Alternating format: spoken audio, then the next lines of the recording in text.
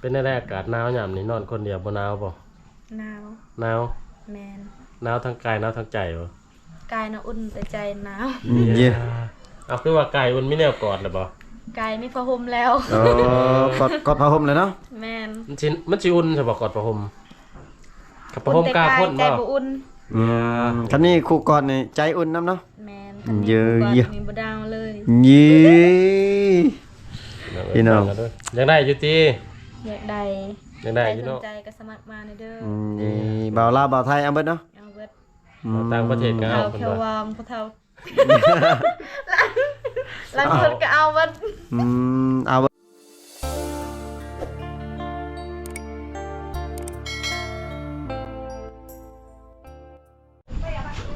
ทักทายสวัสดีพ่อแม่พี่น้อง FC ฝั่งลาวฝั่งไทยพี่น้องเนาะการยินดีต้อนรับ FC เข้าสู่ช่องบ่าวผู้ไทยคือเก่าละมื้อนี้บ่าวผู้ไทยเดินทางมากับทีมงานคือเก่าพี่น้องเอ้ยมาเยี่ยมยามทำข่าวน้องสาวมึกพี่น้องเพราะว่าดนแล้วบ่ได้มาหาน้องเนาะมีแต่มาหาน้องสาวดีพี่น้องเอ้ยเพราะว่าน้องสาวมึกเพิ่นบ่ว่างพี่น้องบ่ฮู้ว่าเพิ่นออกหัวออกสวนเนาะ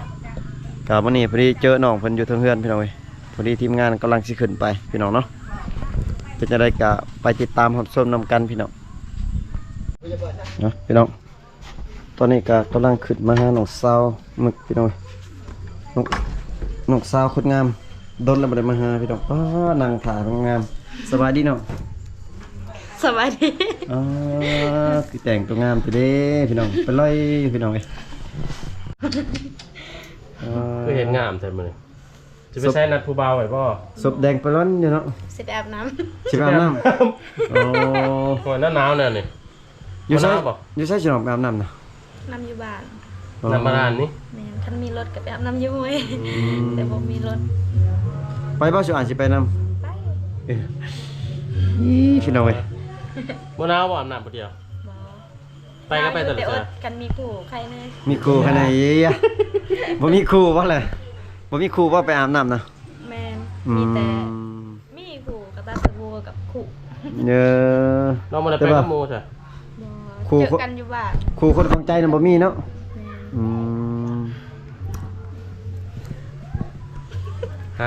หาครูอยู่นี่พี่น้องก็เป็นว่าบ่มีครูได้ไปจักเดือนนึงบ่ได้มาแม่นๆได้ประมาณเดือน1แล้วน้องเนาะเพราะว่าน้องไปใช่น้องไปใช่คือว่าของหัวออกสวนข้าเวียกของหัวออกสวนแม่นเฉพาะบ่เห็นน้องเนาะ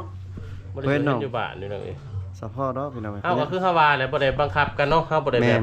สิว่าจะได้แบบบ่มีสังเก่าสังกัดนะแม่นๆๆเพราะว่าข้าเวียกก็ให้น้องเฮ็ดก่อนน้องข้าเวียกเด้น้องว่างเลยเขาจะมาถ่ายนะแล้วนี่ก็หลายเลยพี่น้องไปจะทัวร์กันเลยหลายบ่อนเนาะไปเนาะ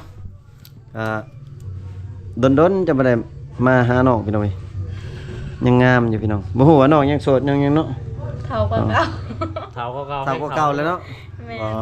เฒ่ายังงามมาดีนี่ซ้ำนี่เขาบอกว่าเฒ่าได้สนุกพอดีงามพี่น้องเอ้ยกำลังเป็นสาวน้องอะไรบ่20 ปีครับผมฮอดบ่18 19 19โอ้ยบ่ได้เฒ่าแล้ว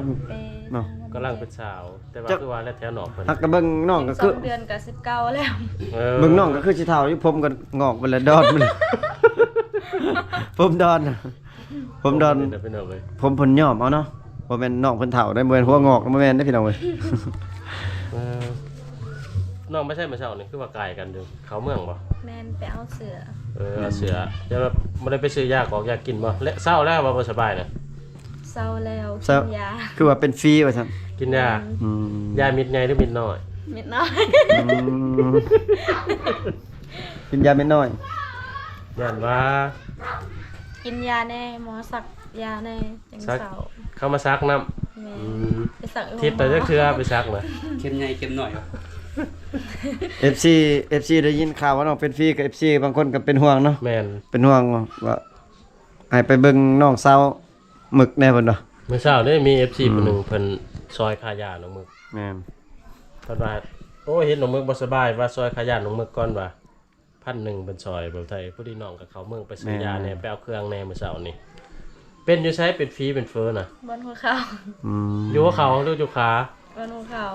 บนหัวเข่าก็บอลพับแล้วเนาะเจ็บนั่นบอลมันพับเลยบ่คือบอลเป็นหน้าแข้งอยู่แข้งอยู่จน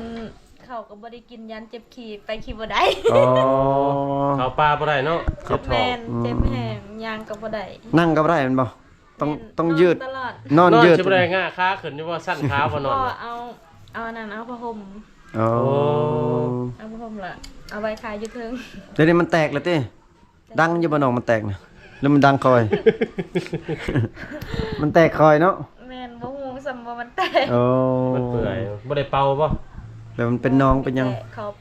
ปดูเขาว่าเปาะเฮ็ด อืม อืม อืม เขามาแคนจังเสาใส่ยาแน่ กระนูกก็เห็นเลยนะคือหวานเนาะหวานไทยเนาะ อืมแม่นแม่น อันนี้มันแบบเคินว่าต่อมเรื่องอักเสบเนาะ แม่นแม่น เป็นตุ่มเป็นทางกันว่าทางการแพทย์หรือว่าทางอื่น บัด นี่ เหลื บ่ อ จัก เซฟบัดเลยค่ะเบิ่งหนึง อืม กินยาแก้อักเสบจังเสา ส่วนพ่อมื้อน่ะถ้ามาเห็นเพิ่นซักไม้กระเฒ่าอยู่พี่น้องกันยังแงกแงกแงกจะขึ้นเฮือนกับว่าเป็นเท่าใดนา เฮ็ ที ดเฮ็ดคือผู้เฒ่านี่เนาะเฮ็ดคือผู้เฒ่าไปนี่ยกไปพี่น้องเว้ยเฮ็ดน้องเพิ่นก็โอ้บ่เลิกบ่ได้มาถ่ายเนาะ เศร้าเลยเนาะบัดนี้เนาะ แม่นเศร้าแล้ว พี่น้องเอ้ย บ่มีบ่เจ็บบ่ปวดเลยติมันบ่มีบ่เจ็บ ไปซักยาเลยเนาะ สักยาสักจักเข็มเนาะ ซอง สอง เข็มใหญ่บ่เข็มน่ะ เข็มน้อย น้อย เมื่อที่สเต็ปกูรู้ สเต็ปบ่รู้แม่นติคิดว่าย่านสเต็ป ยาสเต็ปสะดอกพี่น้องเอ้ย พี่น้อง คือแบบเป็นในโทรทัศน์แบบ แพทย์เพิ่นติซักให้นะ แม่น อืม หมอย าแก้ปวดบ่หรือยา เข็มหนึงเท่าไหร่น้องเขาซักน่ะ ยาแก้ปวด เข็มหนึง ผู้หมู2เข็มแสน ส ป อง ลาย เข็ม อ๋อ แสนปลาย แซดไป ล้นมาบรรทัด จักนาทีเนาะมอน2นาทีติ ก็จะไหวอยู่เนาะเพราะว่ามันชักปั๊บ แม่นเพราะว่าแพทย์เพิ่น ก็แล้ว สำนานแล้วเพิ่นซักไว้อยู่แล้ว ชักเลยใช่ชักใส่แขนใส่ขา มัน ชัก อยู่ ใส่ อยู่ก้น ชักใส่ก้น อ๋อ เออเข้ามาบอลชีนอนเนี่ยน้ำยามันไปไหวดิ แพทย์นี่แพทย์ผู้หญิงติซักบ่แม่นแพทย์ผู้ชาย แพทย์ผู้ชายชักอยู่ป่ะ ผู้ชายก็ซักแหละ คัน เจ็บ คันดอก นอกความเจ็บ คันดอกไก่นี่เพิ่นก็เป็นแพทย์เพิ่นสิซักแต่ว่ามันมันเศร้าไว้เลยเพิ่น ชักให้มันถึกจุดพี่น้องเอ้ย แม่ ก็ถือว่าน้องกับช่วงเศร้าแหละพี่น้องเอ้ย FC เพิ่นก็พามาหาอยู่เลยจุดหมาย ขอบใจพี่ทุกคนเด้อที่เป็นห่วงน้องตอนนี้น้องก็เศร้าแล้ว เศร้าแล้วเนาะ เลยเนาะ แม่ เคลื่อนไหวได้ปกติเลยพี่น้องเอ้ย ตอนนั้น3มื้อบ่ได้กินข้าวอดยันเจ็บ อย่าเจ็บ ยัน ท้อง ไปถ่ายเบาแม่ ไปทายเบาทายนักงา ถ่ายหนั พี่น้องเอ้ย เนี่ย อืม ไปบ่ได้ ไปนั่ นั่ ง งก็บ่ได้อ้าม อืม บ่ได้จักมือ 3มื้อ ปลา3มื้อ บ้านอาบเลยป้าบ่ตายที่บัดนี้ อย่าปลากินขี้ไก่หลาย พี่น้องเอ้ยเพราะว่า FC ถามหาหลายๆเพิ่นว่าคือบ่เห็นน้องเมิกมาอยู่ในคลิปคือไลฟ์สดเบิ่งนึงเพิ่นก็ถามหาก็บอกเพิ่นอยู่ว่า มีแต่เห็นคลิปน้องสาวดีตลอดเพิ่นก็เลยถามคือว่าแต่กี้คือว่าเอาผัวคนเดียวกันได้เนาะมาแล้วมันแยกบ่เฮ็ดละบาดนี่เพราะว่าน้องสาวหมึกเพิ่น มื้อนั้ ข้าวน เวียก ก็สิเห็นคลิปอยู่นำกันอีก แม่ แม่น ๆ พี่น้องเอ้ยอดใจรอหน่อยหนึง เพราะ ให้ ว่า เพิ่นฟัก พักพื้นก่อน โตก่อนเพิ่นว่า ให้ได้แห้งก่อนเนาะ ให้ได้เพื่อนได้แห้ง เพราะว่าตอนนี้เพิ่นถูกซักลายซักเข็มมันกันฟรี 2เข็ม3เข็มหมดพี่น้องเอ้ยยาครับ มี FC บางคนเขาถามว่าเลิกเป็นเพื่อนกับซาดีเลยบ่ อืม ยังเป็นเพื่อนกันอยู่แต่ อืม อืม แค่บ่ได้ทายเขียนนำกันซื่อๆน้องบ่สบาย แม่นนั่นได้ว่าก็คือสิได้ฮู้แล้วเนาะ แม่น สิแบบเพราะว่า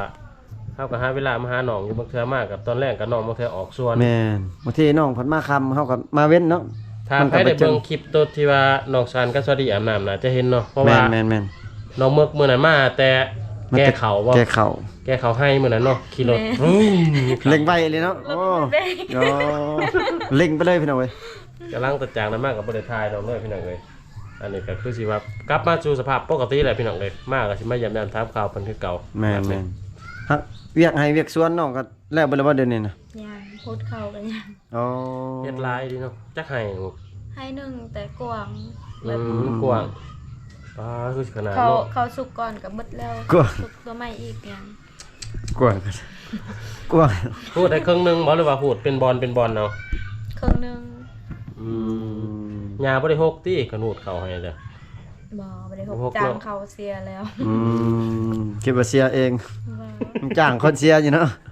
บ่ได้เสีย คิดว่าโลกหยาเอง ขนาดไปอยู่ส่วนก็บ่ได้เสียไปเฮ็ดกินให้เขาซื่อ คล้ายๆในดอกบันพี่น้องเอ้ย แล้วหุดข้าวแล้วก็เฮ็ดหยังอีกต่อบัดนี้ ๆกนมัน มันก็ยังบ่กลน บ่ได้ปลูกวิกบ่ ไม่วิกกระปุก คือว่า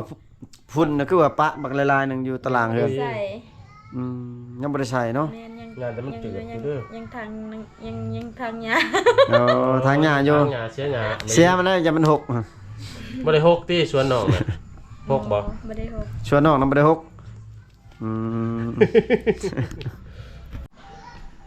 เป็นแน่ๆอากาศหนาวยามนี้นอนคนเดียวบ่หนาวบ่ หนาว หนาว แม่น หนาวทั้งกายหนาวทั้งใจบ่ กายน่ะอุ่นแต่ใจหนาว เย่ เอาคือว่ากายมันมีแนวกอดแล้วบ่ กายมีผ้าห่มแล้ว กดผ้าห่มเลยเนาะ แม่น มันสิอุ่นใช่บ่กอดผ้าห่มกับผ้าห่ม แต่ กล้าพ่น ใจ บ่ บ่อุ่น คันนี้คู่กอดนี่ใจอุ่นนํเนาะ แม่น เยอะ เยอะมีบ่ดาวเลย ยี่พี่น้อง ยังได้อยู่ติ อยากได้ ยังได้ ใคร อยู่ สน เนาะ ใจก็สมัครมาในเด้อ นี่บ่าวลาวบ่าวไทยเอาเบิดเนาะ เอาเบิด ต่างประเทศก็ เอา เอาเพิ่น แค่ ว่า วามพวกเฒ่าหลังคนก็เอาเบิด เอาเบิดเลย ผู้ พี่ ห น้ นุ่ อง มก็ได้เบิดเนาะ นุ่มก็ได้ แสดงว่าน้องยังเปิดใจอยู่เนาะ แม่น แบบว่าเปิดใจให้คุยอยู่พี่น้องเว้ยแต่ แต่ ว่า ว่าก็อยากมาแน่บ่อยากมาแน่อย่าน้องมีแฟนน่ะจังว่า ตอนนี้เปิดใจเป็นอะมานานบ่ฮู้ อ๋อ ยันมี เพราะว่าคันทาดนเนี่ยบ่ได้เนาะ แม่น แม่นเนาะเพราะว่าไผมา ไป ลมมานี่ ก็ จ ได้ องตลอดก็ถือว่าได้เปรียบได้เบาไทยเอ้ย ถ้าไผจองคิวชื่อปี้ไว้ท่าก็คือสิมีโอกาสอยู่พี่น้องเว้ย แม่น ถ้าว่าจองไว้แต่ว่าบ่ได้ชื่อปี้ห่วยขึ้นก็มันก็สิเป็นของคนใหม่แล้วพี่น้องเว้ย เรียนแท้ก็มาหาเนาะ แม่นมาเยี่ยมยามทำข่าวน้องหั่นแหละครอบครัวเฮือนซานเป็นไปได้ บ่เห็นในว่า FC เพิ่นว่าเนาะออกพรรษาสิมาดี แม่น มาเที่ยว ๆ เพิ่นบ่ได้ว่าบ่หนมึก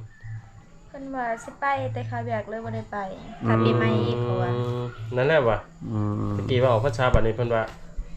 ชื่อน้องบ่ได้ อีกว่ะ ชื่อน้องบ่ได้ว่าชื่อน้องบ่คิดว่าแบบว่า FC แบบFC ตัวแล้วบัดนี้ชื่อน้องก็คิดอยู่ป่ะ คิดอยู่ อืม แต่เขาว่าสิมาแต่ว่าสุดท้ายเขาบ่ได้มา อ๋อ เขาตั้งใจทาแล้วเขาบ่ได้มา อ๋อ คือว่าเนาะบางเทื่อก็ปกติเพิ่นเฮ็ดเวียกเฮ็ดงานเนาะมาบ่ได้ แต่ เนาะ ก็ แม่นๆ เข้าใจเพิ่นอยู่เพิ่นว่าข้าวอยาก อืม แม่น แสดงว่าสาวชนเผ่ามังกรนี่อกหักเลยเนาะเพราะว่าอ้ายบ่าวไทยเพิ่นว่าสิมา ต้องฮักจากเบาไทย ออกพรรษาว่าสิมาเนาะแต่ว่าอันนี้โอ้ออกพรรษาแล้วน้องสาวชนเผ่ามังกรผิดหวังพี่น้องเอ้ย แม่นคือเราออกพรรษาว่าสิมาหามาแต่งว่ะ แม่น มาขอมาแต่งบัดบ่ทันเห็นพี่น้องเอ้ยเอาอดใจรอไปต่อไป ยิ้ม อืมพี่น้อง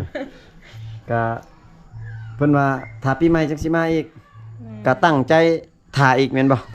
อืม ถ้าแล้วถ่ายอีกเนาะ ทาแล้วไทยอีก ถ้าว่าเมื่อยท่าก็ถ้าว่ามีผู้มักก็มีแต่เอาผู้ใหม่เลยเนาะน้องเนาะ แม่น เมื่อท้าแม่นคือเบาไทยว่า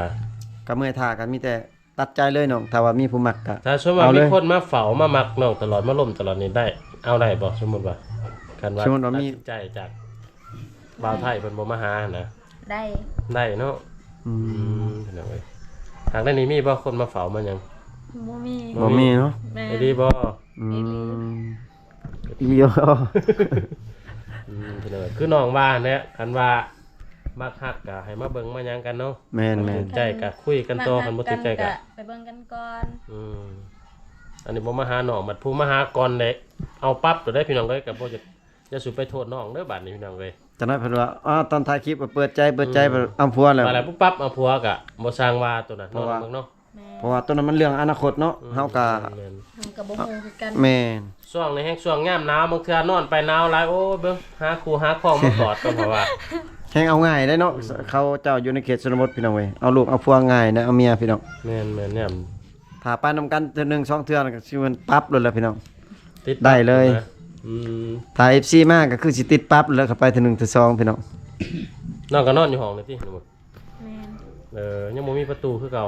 ยังคือ ยัง เก่า บ่มี ได้ เนาะ แล้วเสือนอนนะ ยังบ่ได้ซ้ำอ๋อพี่น้องเว้ย โอ้บ่แม่นขาดบ่ได้บ่ในห้องว่ะ เชื่อนอน มา ยังบ่ ก่ ได้ อนจะสิเข้าห้องเพิ่นเนาะมาไทยเนาะ แม่นๆ ตำรวจในห้องอีก มื้อหน้านี่มาสำรวจเบิ่งบางทีเพราะว่ากล้องเฮามันมีแนวสแกนเบิ่งแบบมีผู้ใดเข้ามาในอยู่ในห้องมันเห็นบ่ได้พี่น้องเอ้ย FC ก็สิได้เห็นนำกัน เฮ็ดน้ำกันพี่น้องเอ้ยว่าไผ แม่ แน่ น มา แม่น มีอยู่ที่ผู้ว่ามาเล่นน้ำสองหนาวๆนี่บ่มีอืม ๆเขาสมมุติเอาผู้บ่าวขึ้นมาเล่นกับเขาอยู่ในห้องเลยแม่นบ่ป้อพี่น้อง ห ยาม นาวๆหน่อยแห้งคัก ยามหนาวๆนี่ม่วนเลย ตุ้มผาน้ำกันไหนบ่เพิ่นเดียว แม่น ได้ พากันได้ โอ้ ยามหนาวเขาขึ้นแล้วเขาคันเฮา เขาตุ่มผาเลย เขาอยู่แบบเขาขอตุ้มบ่เขาว่าขอตุ้มพรมน้ำในเด้อคันเฮาให้แล้วเขาตุ้ม เออ แล้วก็แล้ว เฮาก็อยากหายแน่นอนหนาวเนาะ แม่ อีต้นเขาเนาะ ต้นเขาขี่รถมาแล้วก็ให้เขาต้ม ยี่ บางเทื่อคันมีทุ่มทรงเพื่อนก็ให้เข้าเพิ่น คนละพื้น เพิ่นนึง บ่ลอกมามันจะขึ้น แม่นกรณีพื้นเดียวเลยซะ เพิ่นเดียว ตุ้มน้ำกั ก็ น ตุ้มน้ำกัน อ๋อ ตุ้มแบบไรนั่งคนละฝากขางหรือนั่งขางกัน นั่งคนละฝากก็ได้นั่งข้างกันก็ได้ เอาตีนจู้กัน นี่ อย่าแต่มันสอด นี่ เด้อ แต่ยามันสดเนาะโอ้พี่น้ เขา องเอ้ย จนแล้วขันเข้ามาหลายคนนี่เนี่ยแต่ตุ่มบ่พอกันนี่เนาะผมเนาะบ่พอกันตุ่มเนาะ พอกับอาศัยแต่ตีน ตีนเป็นลักษณะเขาเครื่องค้าเนาะเขาเครื่องอันนี้แข้งพี่น้องเลย เตือน อุ่นๆแน่หน่อยหนึง บ่ได้มีแห้งพี่น้องเลยไก่กันเลยหนึงกับมีแห้งเพิ่นว่าสมมุติว่าแบบดินไปนี่มาผู้หนึงเมื่อยเลยโอ้ยอยากนอนอยู่นี่ได้ปะแบบนอนแบบนอนดินนี่ซื่อนะ ได้คันเฮานั่งสมมุติคือจูเฮาคนหนึงนั่งเฮานั่งลุมกัน โอ้คือแบบชุมายนั่งสิชุมายนอนอยู่นี่ก็ได้เนาะคันน้องนั่งเนาะ ได้ แต่ว่านอนนำกันบ่ได้ นอนน้ำกันนี่บ่ได้เนาะแปลกันเนาะ บ่ได้บ่ได้เฮ็ดหยังกัน เฮ็ดหยัง บ่ได้ ก็บ่ได้ โอ้พี่น้องเอ้ยบางเทื่อหยอกกันไปหยอกกันมาหอยลงเฮ็ดแน่ได้ แม่น ก็บ่เป็นหยังติคันสมมุติว่าเฮาหลงมาเนี่ยนะ เฮาลงก็บ่เป็นหยัง เนาะเฮาบ่ได้ลงเลิกเลย อืม แม่นพี่น้องเอ้ยก็ถือว่าเป็นอีกแบบหนึง พ่อแม่น้องไปใช้มื้อนี้เนาะคือบ่เห็น พอไปรวมแล้วแม่ไปใส่ไปเล่นอยู่บ้าน เอาน้องบ่ได้ไปลิ้นมื้อนี้เนาะ บ่ได้ไปเล่นอยู่เฮือนตลอด พ่อน้องน่ะเป็นนายบ้านบ่ แม่ในบ้านเก่า เป็นห้องตอนนี้บ่แม่นบ่ เป็นห้อง เป็นห้องบ่โอ้ เป็นห้องในบ้าน ย่า เก่าหันพ่อ บ่แม่นต่อไปแม่นน้องบ่สิเป็นในบ้าน สาวหนุ่มเลยเป็นเกิดเป็นแม่ยิ่งบ้านแล้วได้จะหน่อยเด้ ในบ้านผู้หญิงก็มีเด้ มีแต่อยู่บ้านน้องบ่มี มีในบ้านอื่นบ่ บางบ่อนก็มี อืมน้องอยากเป็นบ่ในบ้านนี่ บ่อยากเป็น บ่อยากเป็นจังได๋ก็บ่อยาก บ่อยากเป็น ยันยาก มันยากเป็นในบ้าน อืม มีคนด่าแน่ บ่ ต้องหายนุ่มก็บ่เข้าใจเนาะ แม่น แต่เป็นแม่ของลูกนี่ได้อยู่เนาะ เยอะ พี่น้องเลยลูกนายบ้านได้หนุ่มเขาก็ฮักกะฮู้นี่มา ถ้าก็ฮู้ว่าเป็นลูกในบ้านเนาะ เขาเอิ้นหยังปลัดบ่แม่นเนาะทางไทยเพิ่นเอิ้นน่ะนายบ้านด้วยกันบ่ผู้ใหญ่บ้าน พ่อใหญ่บ้านพ่อใหญ่บ้าน แม่ค่ะ พ่อใหญ่บ้าน พ่อใหญ่บ้าน อืม ลูกผู้ใหญ่บ้านพี่น้อง ลูกพ่อใหญ่บ้าน คือว่ากับไผมักไปหักก็เฮ็ดดีๆได้ครบร่มดีๆได้ พยาบาลจับ ไปตัวน้องนี่ว่าผู้ใหญ่บ้านนี่แจ้งบ้านนี่จับปรับโดยได้พี่น้อง บ่ เลย ยากใครๆพ่อใหญ่บ้านเราขวดหนึงแล้วก็แล้ว เย้เอาเราออกแล้วเนาะ แม่นมอมเราแล้วก็แล้ว เยอะ มอนกัน พี่น้องเว้ยคลิปนี้ก็ถามน้องมาหลายแล้วพี่น้องเว้ยเพิ่นว่ายังโสดเปิดใจคือเก่าหนุ่มลาวบ่าวไทยพี่น้องเพิ่นว่าอกหักจากบ่าวไทยพี่น้องเว้ยหรือว่าจาก FC ล่ะพี่น้องเว้ยเพราะว่าผู้บ่าวเพิ่นนัดว่าสิมาหาออกพรรษาแต่ว่าบ่มาเพิ่นว่าอกหักเพิ่นว่าแม่นบ่น้องมึก แม่น เพิ่นว่าสิมาปีใหม่อีกเนาะพี่น้องเว้ย ก็ลุ้นเบิ่ง ก็รุ่นต่อไปเนาะถ้าบ่มาอีกก็อกหักอีก องหักอีกเอาบ่มาอีก เดี๋ยวพี่น้องเว้ยพี่น้องถ้าบ่ได้มักหักก็ทักหาน้องได้พี่น้องเว้ยคลิปนี้ก็บ่าวไทยก็สิได้ขออนุญาตปิดไว้เพียงเท่านี้ก่อนพี่น้องเพราะว่าค่ำแล้วขอบอกขอบใจ FC ที่เข้ามาติดตามรับชมคลิปแต่ต้นจนจบพี่น้องบ๊ายบายบายแน่ บ๊ายบาย